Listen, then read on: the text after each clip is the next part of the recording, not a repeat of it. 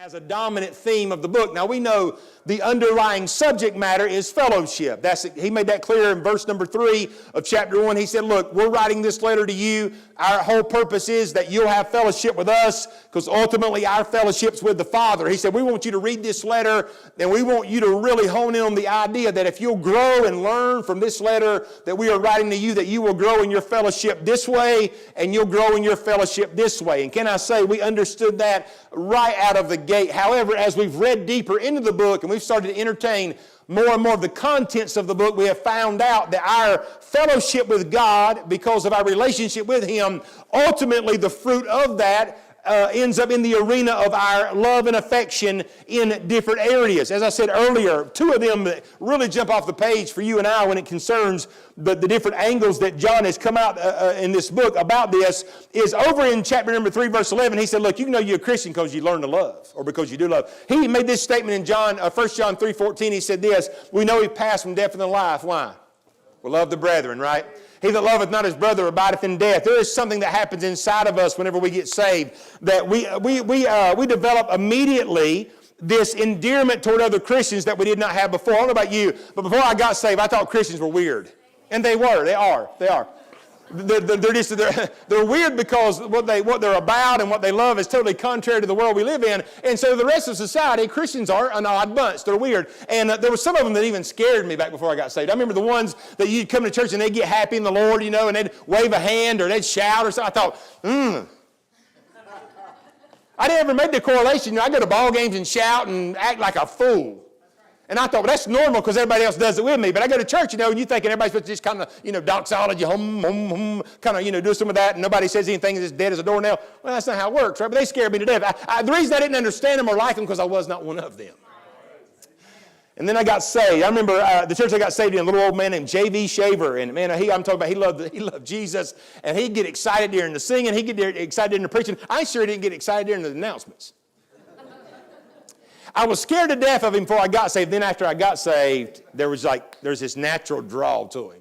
And before he passed away, he became one of my dearest friends, and just I relish in the time we spent together. But John made it clear that it is proof of your being born again that you love other Christians. That doesn't mean they're all going to be easy to love. It doesn't mean I'm always easy to love. But it just means this, Brother DJ, getting saved gives you an endearment for them. That explains some of the reason why saved people's crowd usually change in some form or fashion.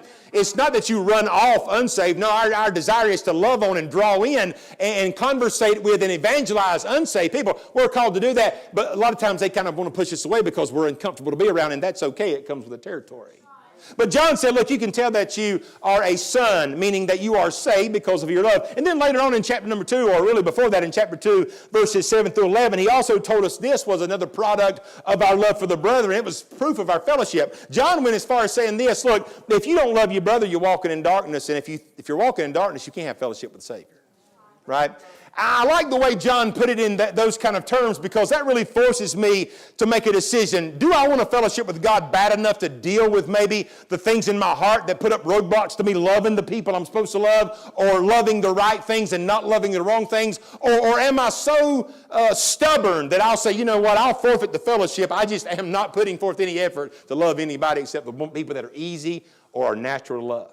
When Jesus was on this earth, he made a statement about that kind of love. He said, if you just love the people that love you, he said, the publicans do that, sinners, anybody can love easy people to love. He said the challenge is loving people that are hard to love, like y'all, and like me, right? There's times when if we're honest, we'd say, yeah, there's times I'm easy to love, there's times I'm hard to love, but I'm glad the Bible here in these handful of verses, about 14 of them, I believe, the Lord said, I just want y'all to understand this kind of love I'm talking about. I loved y'all whenever you didn't love me. I loved you when you wasn't seeking me. I loved you when you could care less whether or not I ever, manifest. I loved you when you were completely unlovable. And so knowing what I know about church and God's people, it makes sense why a person's love and how it is channeled is an accurate measuring stick of their growth and maturity in the Lord. And can I say this morning? This book makes other passages on the subject make so much sense. I mean, most people are aware of 1 Corinthians 13. The entire chapter is on the subject of what? Love. We call it the charity chapter in the Bible. And the Apostle Paul made some real qualifying statements in 1 Corinthians 13 about how that love really is the apex of Christianity. Matter of fact, if you and I really want to look at where we're at in our maturation and growth, there's one question that trumps all questions. Where am I at in my love? Paul made this statement in 1 Corinthians 13. He said, it doesn't matter if I speak with the tongues of men and of angels. If I have not charity, he said, I am nothing. He said, it does not matter if I have the gift of prophecy. If I don't have charity, he said, I have nothing. He said, it doesn't matter if I have all knowledge, meaning this, I can take this Bible, pick it up, and explain it to you from Genesis to Revelation. He said, if I don't have charity, I have nothing. It does not matter if I have faith to move mountains, Paul said. If I have charity, if I don't have charity, I have nothing. He went on to say this right here. It does not even matter if I give away all my earthly goods to the poor and even give my body to be burned at the stake. He said, if I don't have charity, I have nothing.